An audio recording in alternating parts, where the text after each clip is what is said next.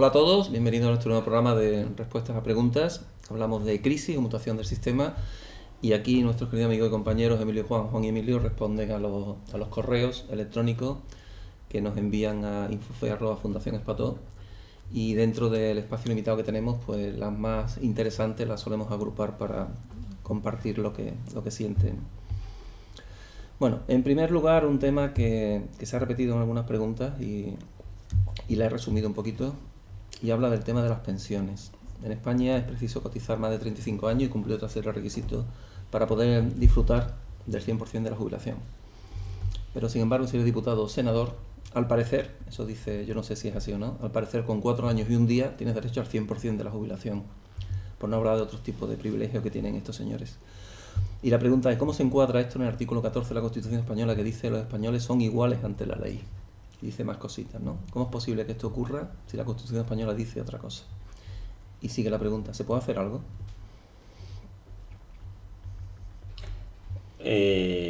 Bueno, eso es sencillamente un privilegio, ¿no? Un privilegio que en principio podría ser entendido como la satisfacción adicional que la sociedad da a alguien que se supone que ha hecho un sacrificio por dedicar parte de su tiempo, de su vida, a representar y a atender la cosa pública, pero que es evidente que vamos más allá de ahí, ¿no? Es decir, yo creo que eso es innecesario, o sea, ese tipo de privilegios no les veo sentido. O sea, yo creo que es verdad que a quienes de alguna manera dedican y se sacrifican para resolver problemas colectivos, pues de alguna forma hay que compensar de una manera satisfactoria, pero creo que se puede hacer sin generar ese tipo de discriminación. Ahora bien, a mí me preocupa mucho cierta tendencia a banalizar el esfuerzo que supone dedicarse a esas cosas, y también cierta demagogia, ¿no? En el sentido de considerar que el problema está en ese tipo de privilegios. O sea, yo creo que habría que decir dos cosas. Primero, el problema de las pensiones, el problema de la corrupción, el problema del dinero en general de la sociedad no está en esas pequeñas cosas. Esas pequeñas cosas son ejemplos, son detalles, son elementos significativos que sin duda hay que evitar, pero que muchas veces se utilizan para que no contemplemos el problema principal. El problema de las pensiones no es que haya no sé cuántos diputados que tengan una pensión completa o máxima por 4 años y un día. No, el problema de las pensiones es que cada vez hay menos dinero para los salarios y cada vez más dinero para otras. Perdóname, la segunda pregunta va sobre eso. Pues nada, entonces, por eso, yo creo que hay que distinguir el grano de la paja, ¿no? Y decía que me preocupa esa idea un poquito demagógica, a mi juicio, que en los últimos tiempos quizás se está desarrollando. O sea, yo creo que una persona que asume una tarea de representación, de gestión pública durante un tiempo, puede estar perfectamente bien retribuido, sin necesidad de recurrir a privilegios y sobre todo con la inteligencia social que permita que el ejecutar esa tarea de representación o de gestión pública se convierta en un servicio que no te cueste el dinero ni te cueste tu patrimonio, porque entonces evidentemente solo lo podrían hacer una determinada parte de la sociedad, pero que no implique esos privilegios sobrevenidos, ¿no? Fuerte, ¿no? Lo que puedo compartir al respecto está muy claro. Ese tipo de privilegios, porque lo que son privilegios, hay que eliminarlo. Punto. No tienen ningún tipo de sentido, no tienen ni pie ni cabeza. Punto segundo, desde el punto de vista de los grandes números, esto no tiene significación desde el punto de vista de los grandes números, pero sí tiene significación desde el punto de vista de lo que es la concienciación social y lo que son una serie de valores que es lo que implican que este tipo de privilegio, insisto, haya que quitarlo por completo. Cuento, no obstante, una anécdota. Yo he estado durante una parte de mi vida en la actividad política Entre 1987 y 1993 fui diputado provincial y vicepresidente de la Diputación de Sevilla. Y entre 1999 y el año 2008, que fue ya cuando dimití, estuve de concejal del Ayuntamiento de Sevilla, de teniente de alcalde y de vicealcalde de Sevilla. Cuando yo en todo el tiempo que he estado en la actividad política siempre he ganado menos dinero que lo que es mi retribución. Yo soy funcionario del grupo A1 de la Administración Pública y no he tenido ningún puesto público, ni siquiera como vicepresidente o como vicealcalde, que igualara la retribución que yo tenía como funcionario público. No pasa nada, en vocación de servicio público me compensaba, en mi experiencia vital, me compensaba esa merma, que tampoco era una merma exagerada, pero era una merma de lo que eran mis ingresos. Esa merma fue especialmente importante cuando llegué al Ayuntamiento de Sevilla. Allí nos encontramos con unas retribuciones del alcalde y del gobierno municipal y de los concejales muy bajas, enormemente bajas. Y fue muy curioso, al hilo de lo que tú antes comentabas, Juan, de que eso se debió a que antes de que nosotros llegáramos, había un gobierno conservador con una persona en la alcaldía, no voy a decir su nombre, con una persona en la alcaldía que tenía un enorme patrimonio personal. Era una persona rica de familia, entre comillas. Y esa persona no tuvo el más mínimo problema vendiendo a la gente austeridad de minorar tremendamente las retribuciones de los cargos políticos. Claro, cuando esa persona ya deja la alcaldía, llega un gobierno distinto, ese gobierno distinto se encuentra con una situación absolutamente demencial, con unas retribuciones que ya en mi caso no era una merma pequeña, sino que era una enorme merma en comparación con lo que ganaba como funcionario. Bueno, no estaba hablando de un director de una gran empresa, ¿no?, sino de un funcionario con su plaza de funcionario. Y claro, ahí lo que correspondía era hacer un ajuste de retribuciones que fuera normal. Bueno, pues claro, en cuanto que tú intentas hacer el ajuste de retribuciones, el debate ciudadano que se abre es espectacular, porque son medios de comunicación de lo que tanto hablamos. El gobierno municipal quiere subirse los sueldos no sé cuánto. Mira, si es que el no sé cuánto parte de una base tan baja, ¿no?, que por poco que te suba... Que te hagan rico de familia. Y me he acordado hablando tú del tema de los patrimonios, claro, porque los análisis nunca pueden ser así, tienen que ir a los casos concretos, tienen que ir al nivel de detalle, porque si no se te puede escapar lo que es la realidad, ¿no? Entonces, que los responsables políticos tengan una retribución digna es necesario. Evitar los privilegios, por supuesto que también lo es, y tener en cuenta que los grandes problemas normalmente no se deben al chocolate del loro. Pero el chocolate del loro incide en los presupuestos públicos, pero no son los que han originado, pongamos por caso, el problema de las pensiones. Vuelvo a decir, pero contestando a este señor, a la persona que ha hecho la pregunta, por supuesto que estos privilegios hay que eliminarlos. Juan, ¿querías decir algo? Sí, no, es que sobre eso haría falta una cosa también fundamental, que es, o sea, además de menos demagogia, transparencia.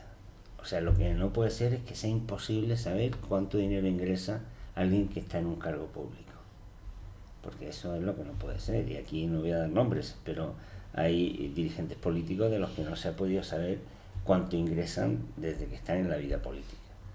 Y luego exigir un solo ingreso, ¿no? Es decir, porque claro, ahí también está la segunda, ¿no? Es decir, yo aquí hago una aparente política de austeridad, pero luego te estoy dando a través del partido, a través de dietas, a través de tal, una cantidad de tal. Yo, que nunca me quejo de mi sueldo, que creo que tengo como catedrático, yo no quiero ni pensar la cantidad de años que llevo de catedrático, que es un buen sueldo. A veces digo, bueno, ¿cómo es posible que, como se hacen públicos ahora los patrimonios, cómo es posible que personas que ganan menos que tú tengan esos patrimonios? Porque les toca la lotería, tienen mucha suerte. Bueno, sí, algunos hasta dicen que le toca. Entonces, eso es lo que yo creo que hay que evitar, ¿no? Es decir, que haya ese tipo de... Ahora hemos visto, ¿no?, estos días, desgraciadamente, pues hemos estado viendo como altos funcionarios pues están teniendo negocios, empresas y tal. Eso es lo que yo creo. Es que vivimos en un país en donde no es posible tener confirmación de si el presidente del gobierno sigue o no cobrando como registrador de la propiedad. Se ha preguntado varias veces en sede parlamentaria y no hay manera. El expediente del señor Mariano Rajoy como registrador de la propiedad está perdido, está guardado, no es público, no se puede ver. Están preguntando en el Parlamento y no hay manera de saber si ese señor sigue o no, en qué situación funcionarial está. Entonces, si eso ocurre con el presidente del gobierno, pues a medida que uno vaya bajando, eso es lo que no puede ser, yo creo. Sí, pero es curioso porque las medidas de, entre comillas, transparencia, ¿no?, que se han ido poniendo en marcha, hay una legislación, una ley a escala estatal, son muchas las comunidades autónomas, Andalucía entre ellas, que aprobó una ley de transparencia, obligan a que todos los cargos públicos tengan su registro de bienes y derechos. Entonces, por ejemplo, en todos los ayuntamientos de Andalucía, pongamos por caso, o en la Junta de Andalucía, existe ese registro, ¿no?, lo cual es perfecto, ¿no? Y eso te permite conocer a través de la web y de la sede electrónica de la institución que sea, cuál es la situación patrimonial de la persona que tú consideres oportuna. La que está escrita, la que... No, escrita no, porque hay una obligación jurídica de... Sí, hablo de testaferro y hablo de persona interpuesta y cosas de eso. Claro. Es a lo que iba, que es lo que además está implícito en lo que Juan ha puesto de manifiesto, claro. Lo que pasa es que esa foto después tiene, o puede, no digo que tenga, pero puede tener truco. Claro. Y tiene truco conforme va subiendo el escalón. Es decir, posiblemente a nivel de concejales de ayuntamientos pequeños, ahí está todo. Pero en la medida en que tú vas subiendo, no digamos ya cuando te mueves en ámbitos de ministerios, en ámbitos de administración central, de gobierno central, pues empiezan los trucos. Y ahí es donde habría que, de la misma forma que se han tomado medidas perfectas de transparencia, habría que complementar esas medidas con otras medidas de transparencia, donde esas articulaciones paralelas de retribución también estén. En el caso de la política norteamericana es algo que tienen absolutamente admitido. Y cuando la señora Clinton, por ejemplo, ha empezado a hablar, lo primero que hizo en la campaña en marcha fue hablar de la clase media, bueno, pues ya hubo quien le recordó que estaba hablando a favor de la clase media una persona que tiene 85 millones de dólares de patrimonio. Bueno, pues ya está. Tú ahora puedes hablar todo lo que tú quieras de la clase media, pero toda la sociedad ordenada sabe que tú tienes 85 millones de patrimonio. Sí, está claro. Pasamos a una pregunta que tiene que ver un poco lo que te interrumpí al principio, que es otra pregunta que nos hace una persona, no dice el sitio. Tal y como va la economía en el mundo, ¿creéis que en 10 o 20 años se podrán seguir pagando las pensiones? Y en su caso, ¿qué alternativas personales nos aconsejáis? Yo le doy a mis alumnos 2 primeras lecciones del primer día, ¿no? La primera es que las preguntas en economía prácticamente siempre tienen una inmediata respuesta, que es depende. Depende. Todo depende. La segunda es que en economía hay que ir como Jack el Destripador, hay que ir por partes. Pero la primera depende. ¿Habrá dinero para pensiones? Pues es que exactamente igual que si nos preguntamos, ¿habrá dinero para poder pagar una jefatura del Estado, para poder pagar la Administración de Justicia? ¿Habrá dinero para poder pagar la policía? Pues si dedicamos dinero a eso, las habrá o no. Las pensiones es un pago, o sea, es unos fondos que se da a las personas que ya nos generan ingresos, porque la sociedad quiere que las personas que ya no generan ingresos, y teniendo en cuenta que no todas las que han generado antes ingresos han podido ahorrar, tengan ingresos. ¿Y de dónde puede venir eso? Pues de quien ahora tenemos ingresos. La gente que es rica o que puede ahorrar, pues esa gente de toda la vida pues no ha tenido problemas de pensiones, lo vas guardando y cuando te hagas mayor, entonces quien ahorre tendrá dinero cuando sea mayor, pues la respuesta es individual. Ahora sabemos que no todas las personas en la sociedad pueden ahorrar para la vejez. Como sabemos eso, tomamos una decisión, decimos, bueno, los que trabajamos ahora vamos a financiar el ingreso de quien ya no puede trabajar. Esas son las pensiones públicas. ¿Y de qué dependen las pensiones públicas? Pues de que los que estamos trabajando, los que estamos generando ingresos, financiemos a quienes hoy no tienen ingresos. Y podemos financiar las pensiones de 2 maneras, o contribuyendo al Estado a través de nuestros impuestos y que el Estado pague las pensiones, o bien diciendo, bueno, una parte de nuestros salarios van a ir a pagar las pensiones, o por lo menos, como en España, las que se llaman contributivas, bajo la idea de decir, bueno, hago este acto, digámoslo así, de solidaridad, porque cuando yo llegue a ser jubilado, la sociedad va a hacer lo mismo conmigo. Por lo tanto, ¿de qué depende que hoy, dentro de 10 años o de 50 años, haya dinero para las pensiones? Pues de que la sociedad esté generando ingresos suficientes para pagar el ingreso de los que trabajan y de los que no trabajan, pero sobre todo de que tenga la voluntad, la decisión de destinar una parte de esos ingresos a quien no puede obtenerlos. Si tomamos los ingresos en su totalidad, no cabe la más mínima duda de que recursos habrá. Ahora, si seguimos con el sistema que ahora mantenemos de decir, bueno, vamos a financiar la seguridad social o las pensiones con una parte de nuestro salario, pues está claro que dependerá de cuántos sean nuestros salarios. ¿Cuál es el engaño? El engaño que dice, es que dentro de unos años va a haber tantos viejos y va a haber tan poca gente trabajando que no se van a poder pagar las pensiones. Ahí hay un truco, porque decir, oiga, no. Aunque hubiera una sola persona trabajando y todas las demás fueran pensionistas, si esa persona sola que está trabajando tiene infinidad de recursos, dedicaría una parte a las pensionistas y podría financiarlas. O sea, habrá dinero para las pensiones dependiendo efectivamente de cuántos sean los más mayores y los que trabajen. Eso te determinará el montante que tienes que dedicar a las pensiones. También de que la pensión sea mayor o sea menor. Pero sobre todo, de lo que depende que en el futuro haya pensiones es de la masa de ingresos de la cual vas a sacar para las pensiones. Insisto, si la masa de ingresos es la total, no hay la más mínima duda de que mañana y dentro de 100 años habrá dinero para las pensiones. Si es solo de los salarios, pues entonces sí podemos tener un problema si sigue ocurriendo lo que está ocurriendo hasta ahora, y es que los salarios cada vez son una parte menor en el conjunto de las rentas. Y claro, si el salario, que es la bolsa donde salen las pensiones, va menguando, pues entonces sí que llegará un momento en que no habrá dinero para pensiones. Ojo, es que no habrá ni siquiera ingresos dignos para los que estén trabajando, mucho menos para los que no están trabajando. Esa es la relación de las... Pero perdona, incluso si los salarios fueran menguando, que ese es el problema y no deberían menguar tanto, incluso así, hay una bolsa de ingresos que es la totalidad de los ingresos, serían los ingresos del capital, que tendrían la posibilidad de pagar impuestos y con los impuestos pagar a los no trabajadores e incluso a los asalariados, ¿no?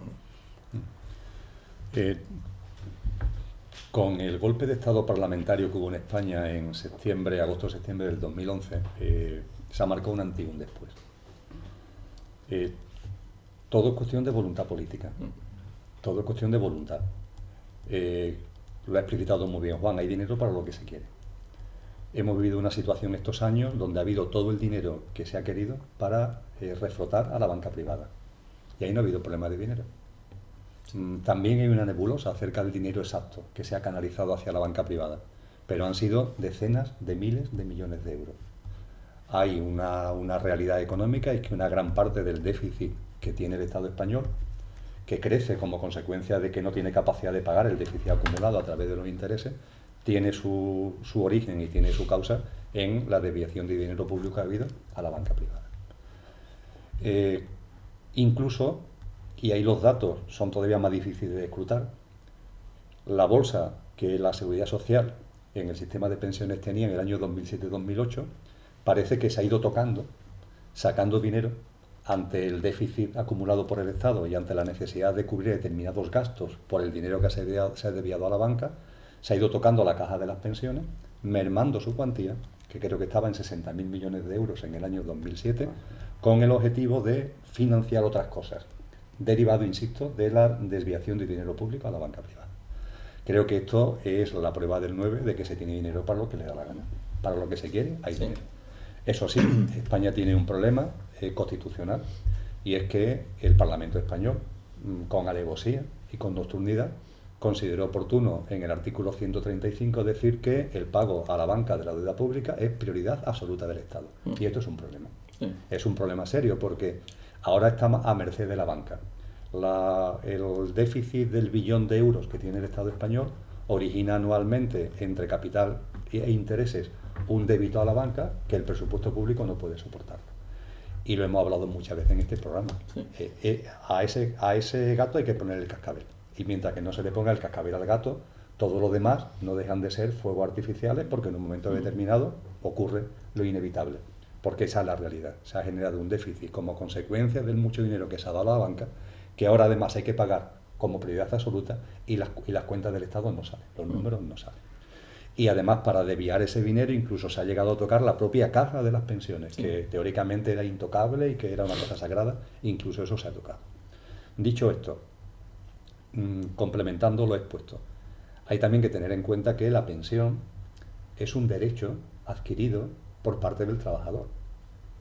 Yo he cumplido ahora, hace poco, 33 años en la administración pública, de mi primer puesto de trabajo. Llevo 33 años cotizando, 33 años. Me quedan todavía bastantes años para jubilarme. Cuando llegue la edad de jubilación que me corresponde, que en el caso español no es por el número de años, el elemento determinante no es el número de años que cotizas, como se plantea en la pregunta, no es que sean 35 años. La pregunta dice eso y otros condicionantes, o sea, no se ponen todos. El condicionante fundamental es la edad. Y a partir de ahí, ahora ya sí, en orden a la cuantía, sí se ven los años cotizados, pero el determinante fundamental es la edad. Si en mi caso, como en mucha otra gente, cuando llegamos a la edad de jubilación legalmente establecida, estamos cerca de 40 años mensualmente aportando una cantidad para cuando llegue tu momento de pensión, eso no es una gracia del Estado, eso es un derecho que yo he adquirido y que he ido metiendo en una cajita que ahora el Estado tiene la obligación, salvo que me estafe, tiene la obligación simplemente de devolverme, porque, y además de devolverme una pequeña parte, porque, hombre, salvo que la esperanza de vida mía se lanzara más allá de los 100 años, bajo ningún concepto voy a poder recuperar lo que he ido aportando anualmente. Entonces, en las pensiones es verdad que hay una parte de las pensiones que es perfecto y que además ni que decir tiene, que hay que seguir favoreciendo, de personas que no han aportado lo suficiente y tienen todo el derecho del mundo a tener una pensión digna, eso está indiscutible, y después la gran masa de las personas que acceden a la jubilación, que simplemente que tienen el derecho porque han estado contribuyendo para tener ese derecho. Está claro.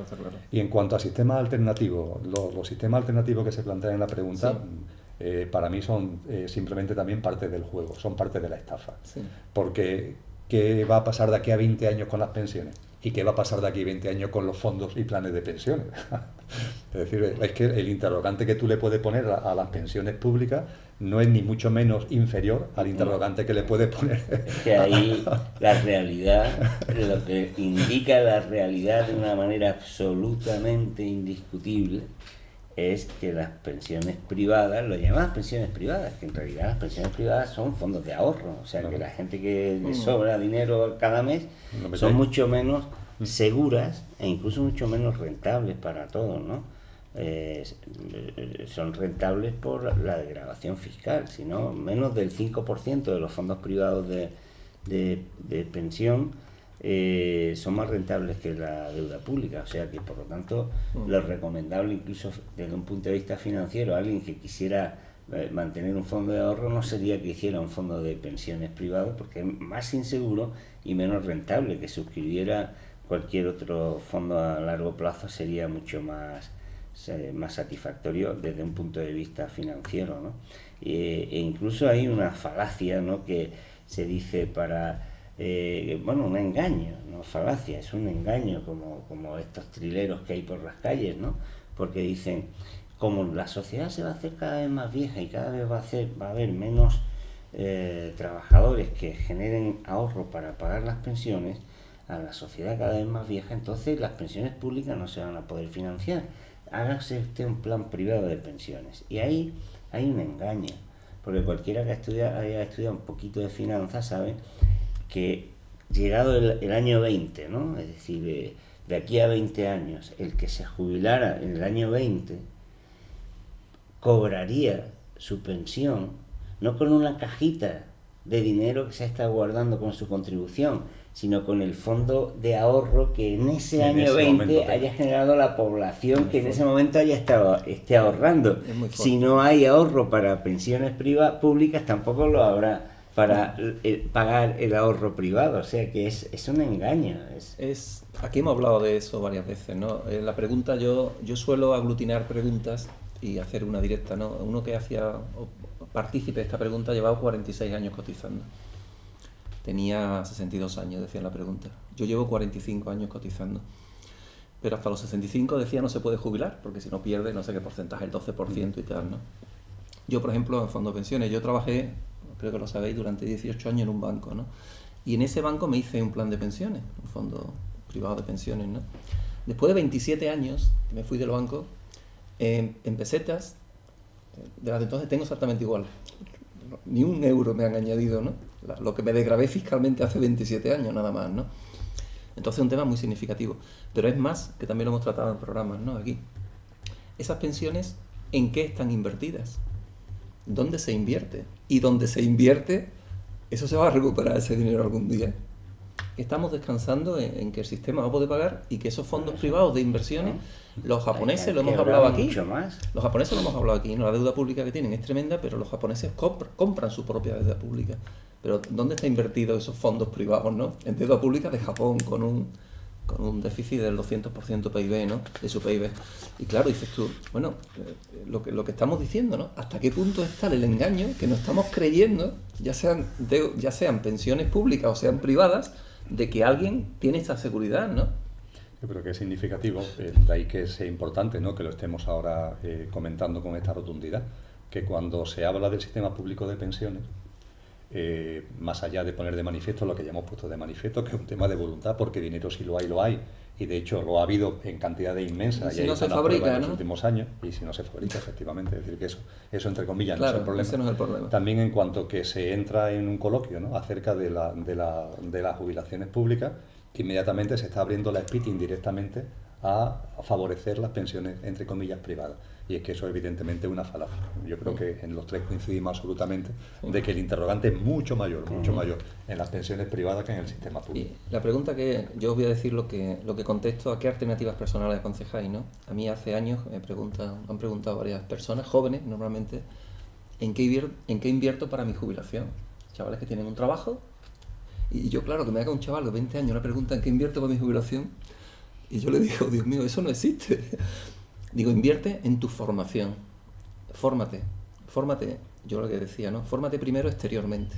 Hazte un profesional, de tal forma que nadie tenga que darte puedas trabajar en cualquier sitio con tu formación, digamos, técnica, exterior. Y una vez que eso lo tengas más o menos, después invierte en ti. Invierte en conocerte, invierte en saber, en descubrir quién eres, ¿no? Algunos chavales no entendían nada de lo que estaba diciendo, ¿no? Pero es un poco, ¿qué podéis aconsejar? Si os sale algo, ¿no? Esto es lo que yo decía o he dicho varias veces, ¿no? Invierte en no depender de nadie, sino tú buscarte la vida en cualquier sitio que te suelten, tú puedas moverte en una profesión, una actividad. ¿Qué podéis aconsejar? Porque esto es una incertidumbre que existe, ¿no?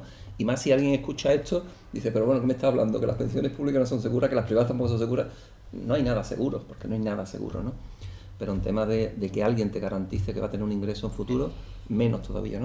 ¿Qué podemos decir? Yo creo que es la mejor inversión, entre comillas, para que las personas, una vez que hayan terminado de trabajar y por lo tanto de obtener ingresos, puedan seguir obteniéndolos, el mejor sistema lo hemos inventado, se llama la seguridad social. Es decir, que las personas que estamos ahora trabajando, hacemos el acto de solidaridad. Es que la seguridad social es la expresión más sublime de la solidaridad. Es que hay que verlo así, no hay que verlo como un aparato financiero. Pero, Juan, mientras no cojan la caja de las pensiones y se lo gasten en otra cosa, ¿no? Es que hay gente que lo que quiere es, en lugar de imponer la lógica de la seguridad social y de la solidaridad, imponer la lógica de la rentabilidad bancaria.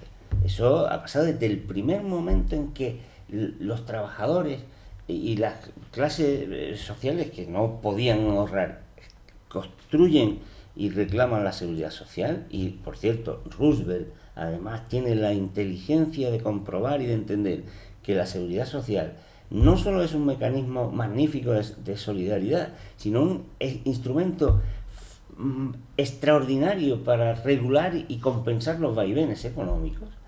Desde el primer momento en que eso se pone en marcha, quienes defienden la lógica bancaria estaban combatiéndolo. O sea, que es como si esa persona que hace esa pregunta dice, ¿cuál es el mejor sistema para garantizar que si yo mañana tengo la desgracia de tener una enfermedad que cuesta una millonada atenderla, pueda ser atendido? Pues oiga, ya está inventado. Sí. La seguridad social, la medicina pública. Si usted quiere asumir el riesgo, pues asúmalo y defienda la medicina privada. Pero si usted lo que le preocupa es realmente su futuro, lo sabemos, es que cuando tú tengas esa contingencia, los demás que podemos hacerle frente, ponemos una parte de nuestro ingreso sin nada, pedir nada a cambio. O sea, cuando una persona entra a un hospital público, no se le pregunta, ¿usted cuánto ha cotizado? ¿Usted cuánto ha puesto a la seguridad social? Y no tiene una cuenta, ahora le voy a quitar, porque sería incontable, porque sería imposible. Somos los demás ciudadanos, la sociedad, quien hace esa expresión de solidaridad. Por eso, la mejor inversión para tener seguridad es la solidaridad. Si es que eso lo ha demostrado la historia, lo estamos viendo día a día. Hay que quitarle a la gente de la cabeza que es más seguro otra cosa, asegurarse a sí mismo, que se le pase de la cabeza eso. Quien sea rico se lo podrá pagar, suponiendo que pudiera asegurar ser rico toda la vida, pero en la situación normal de la gente lo tenemos inventado. Que invierta en solidaridad y en lograr que nos gobierne gente que no meta la mano ahí. Desde el punto de vista de la perspectiva social es indudable, está inventado y sí. Hay algo con referencia a Roosevelt que es muy importante, que en la economía actual se ha olvidado. Cuando se pone en marcha los cimientos de lo que después se conoció como estado del bienestar, donde están las pensiones, donde está la sanidad pública, donde está la educación pública, etcétera, etcétera, eso no se pone en marcha inicialmente, esos pilares, desde una perspectiva política, vamos a llamarle progresista, sino que se hace por pensadores y por actores políticos liberales, pero que tuvieron la suficiente inteligencia como para darse cuenta de que la forma de alimentar la economía y de que la economía, incluso en momentos en sus oscilaciones, tenga ahí un motor que le anime, es que la gente tenga una seguridad que le permita no tener que ahorrar. Ahora estamos en un momento de la evolución de la economía donde todo parece incidir en lo contrario. Te quieren animar a que tú retires dinero hacia ti, lo ahorres, lo guardes, como precaución. Cuando con ese gran economista que fue Keynes, lo que fue el keynesianismo y todo lo que eso conlleva, la idea era muy simple. Usted tiene unos ingresos mensuales, entre comillas, esos ingresos, gásteselo. Eso da lugar después a la dinámica social de consumo, en cuanto que van incrementando tus necesidades para que de verdad te lo gastes, y te lo gastes en unas determinadas cosas. Pero la lógica primaria era, lo que usted gana, gásteselo.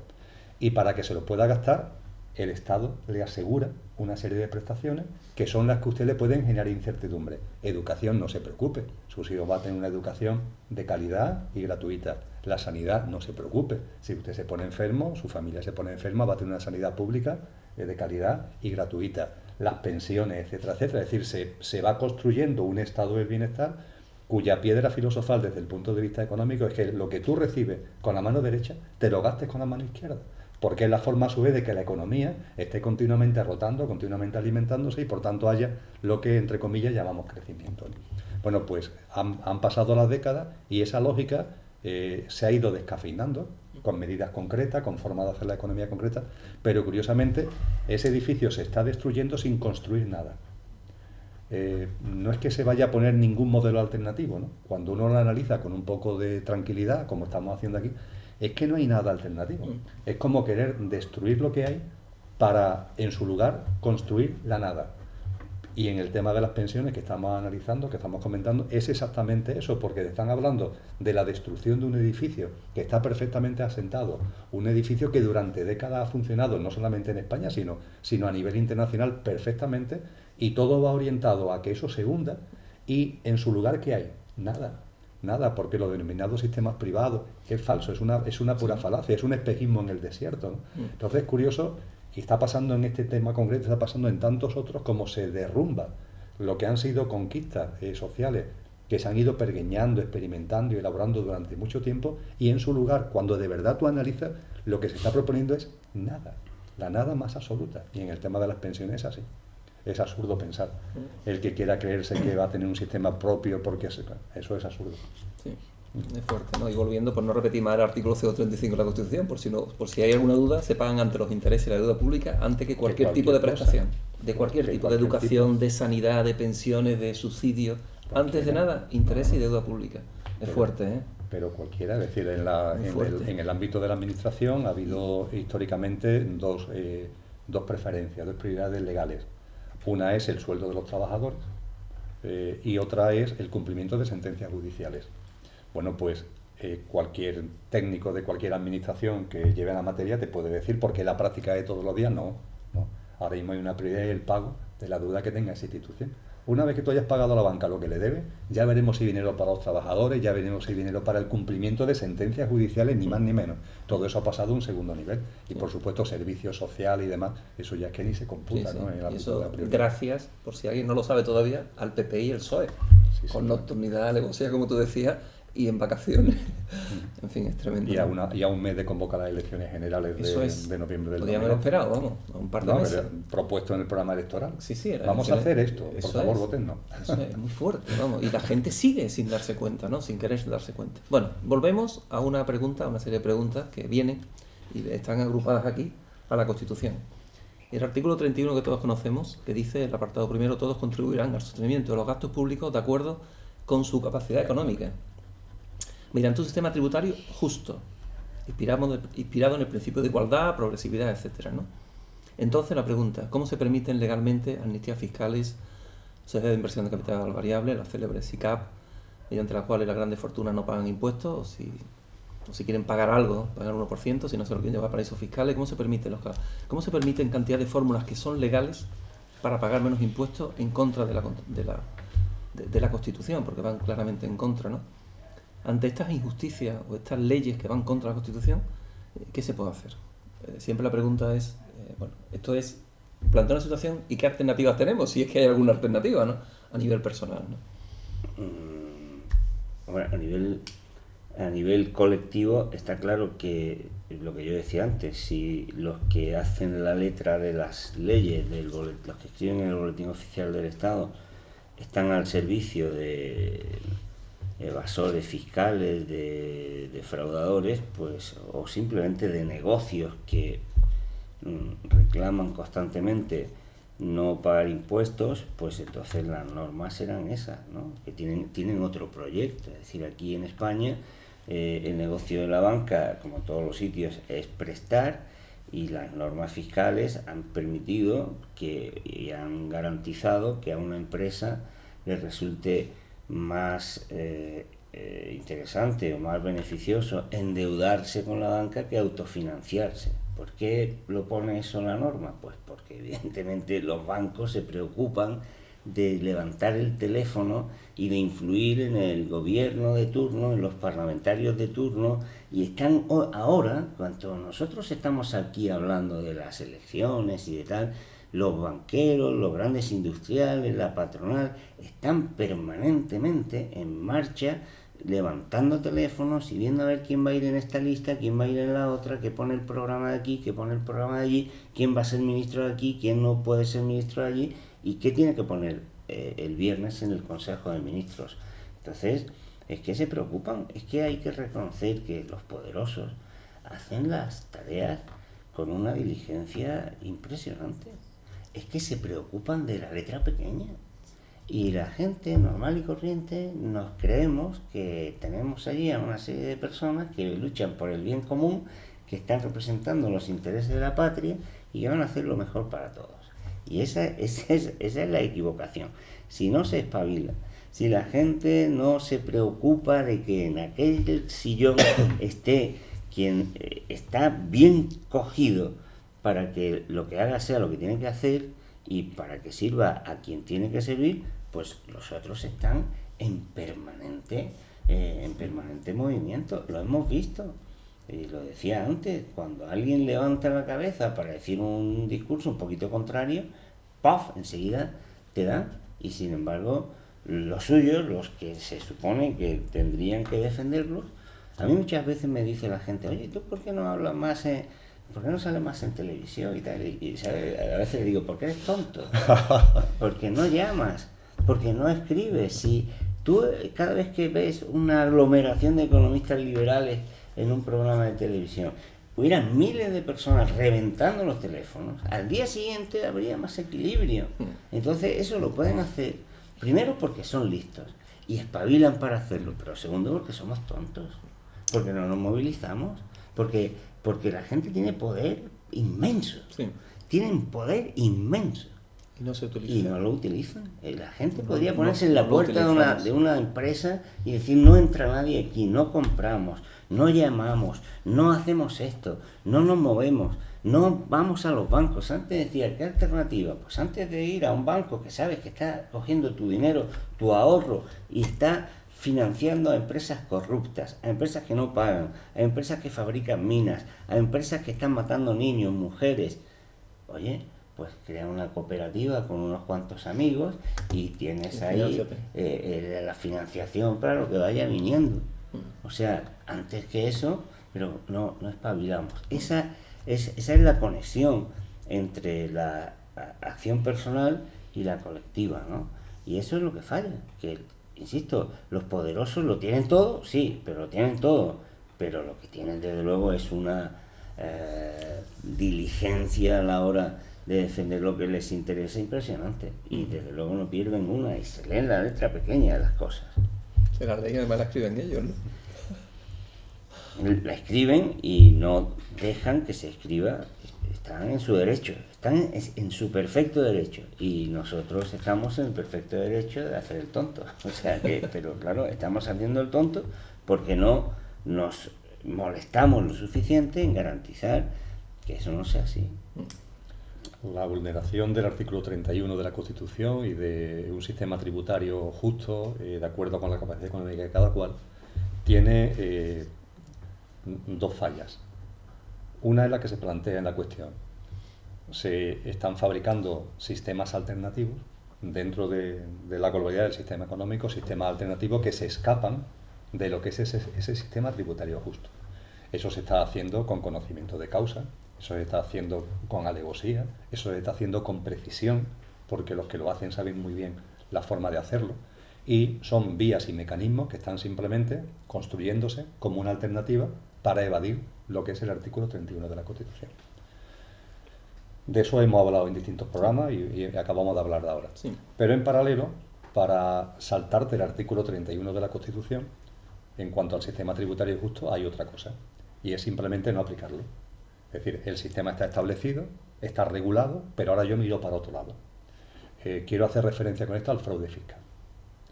La cantidad con relación a la economía española del volumen del fraude fiscal es abrumador. Tan abrumador que la propia Comisión Europea, cuando hace análisis de este tipo, a un país como España ya no sabe el tanto por ciento que otorgarle. Parece que está por encima del 20% del Producto Interior Bruto, lo cual es una bestialidad.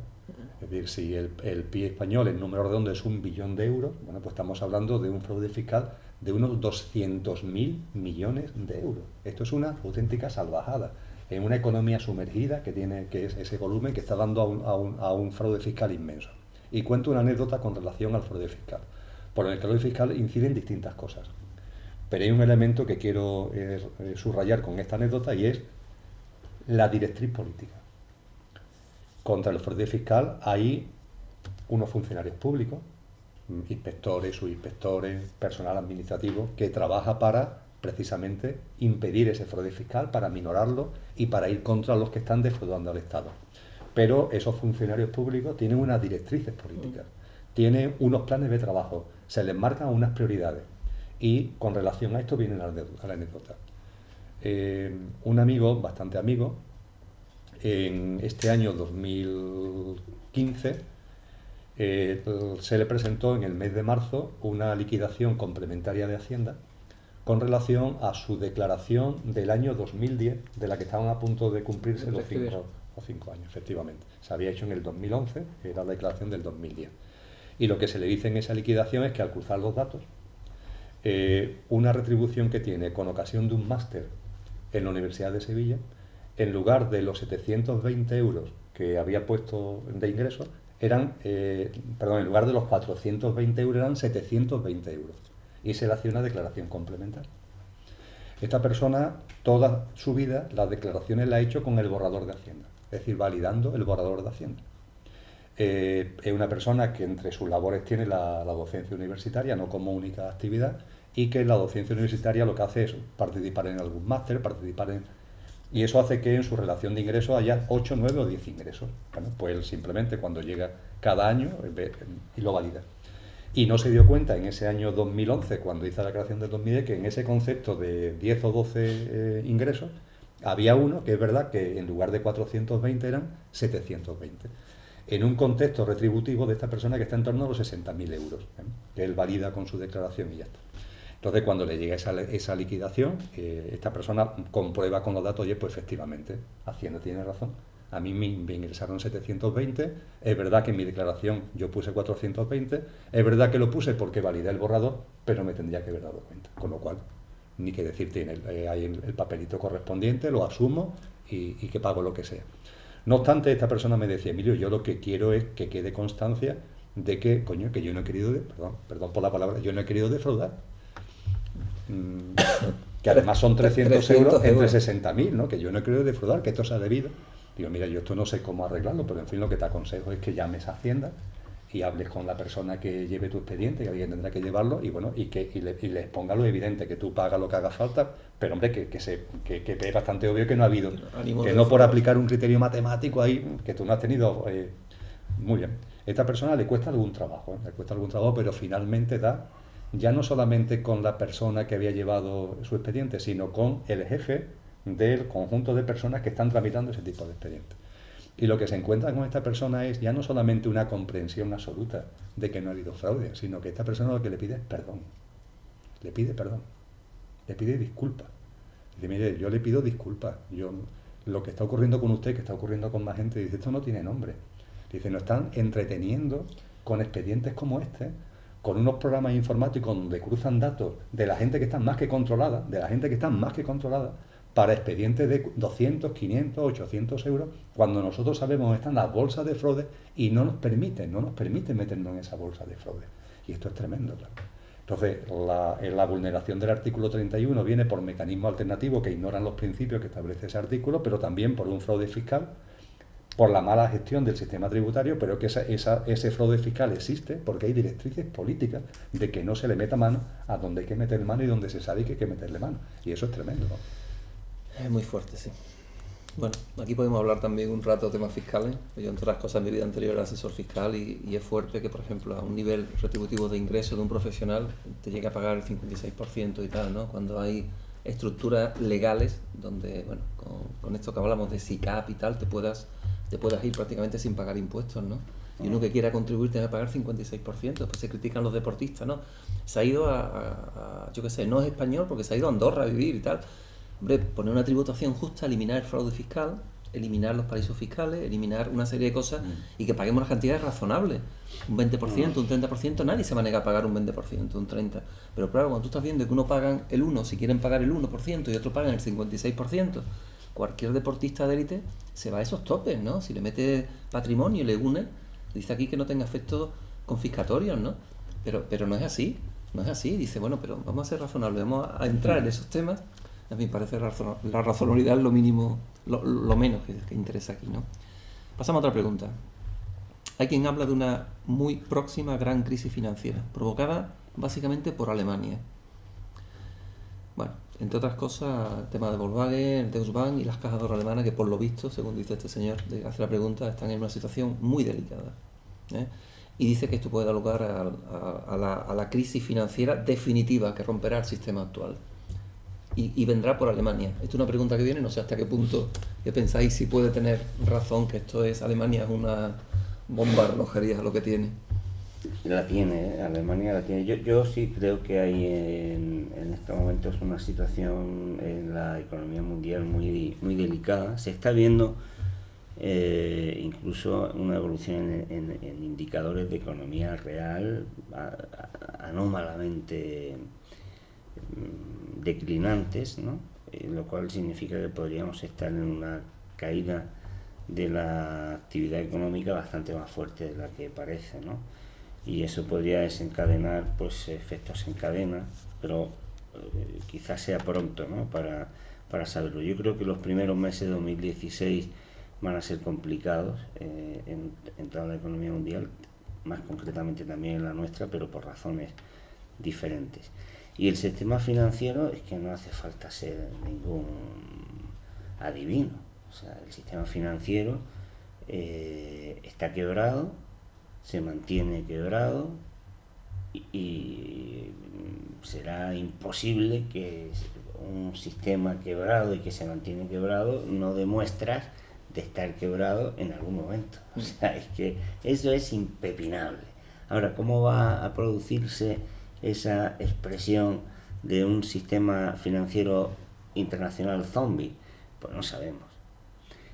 Sabemos que el Deutsche Bank tiene una exposición a derivados financieros, o sea, dicho en plata, ¿no? Es, digámoslo así, que tiene afectación, ¿no? O tiene que ver con productos financieros derivados unos de otros por valor de 70 billones de dólares. Como para hacer una auditoría. Pero los de dólares, los billones no son los billones españoles. No, 70 millones de millones. Entonces no son americanos, son, bueno, no, son billones nuestros. Yo estoy hablando de billones españoles. Es que al decir americanos son miles de millones, son millones de millones. Millones de millones. Muy fuerte. O sea, son una auditoría 70 veces el Producto Interior Bruto español. Exactamente. Es fuerte. Es prácticamente el Producto Interior mundial. Mundial, sí. Prácticamente. Entonces, solamente un banco alemán. Imagínate lo que hay ahí. ¿Qué hay ahí? Algo para no destaparlo. O sea, cualquier cosa, ¿no? Entonces eso es falso. Las cajas de ahorros alemanas están también muy tocadas.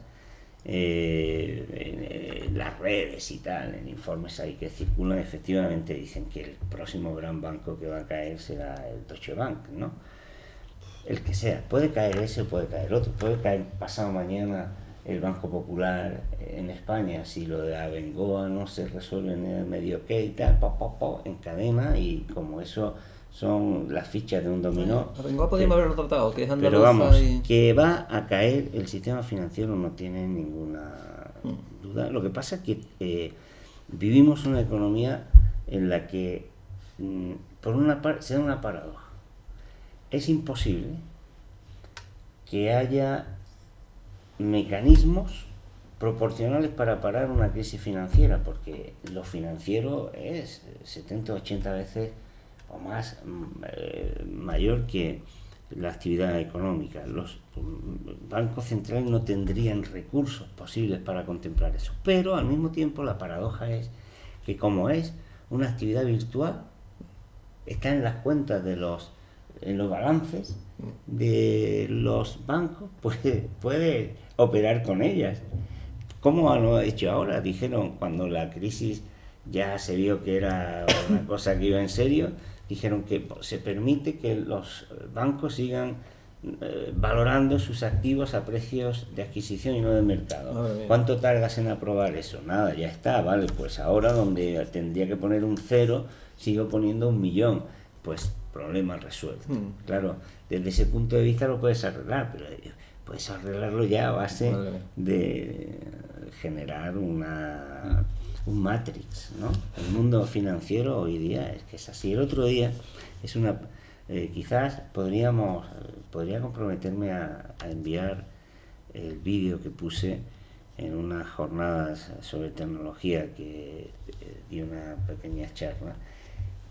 Es un vídeo en el que se muestra lo que ocurre a partir de la venta de una acción en medio segundo.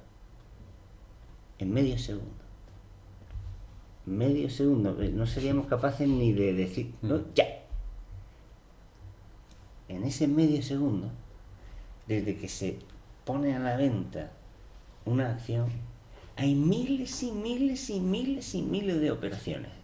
Podéis mandar el vídeo y se puede poner en algún momento, o igual se puede editar después del programa. Dura, lo que se hace es que ese medio segundo se ralentiza en 15 o 20.